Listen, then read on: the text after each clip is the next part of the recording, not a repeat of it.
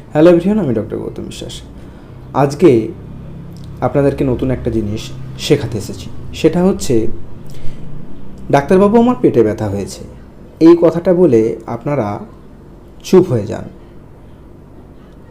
আর কিছু সেরকম ডিটেলসে বলতে পারেন না, বা কখনো ভাবেননি যে ডাক্তারবাবু এরপরে আরও অনেক প্রশ্ন করবে এই পেটে ব্যথা রিলেটেড।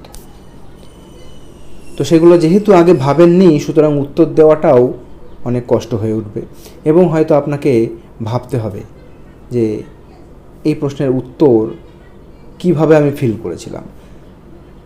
সুতরাং পেটে ব্যথা হয়েছে বলেই থেমে গেলে হবে না। আজকে যে প্রশ্নগুলো আমি রাখবো সেই প্রশ্নগুলো একটু মাথায় রেখে যখন পেটে ব্যথা হবে তখন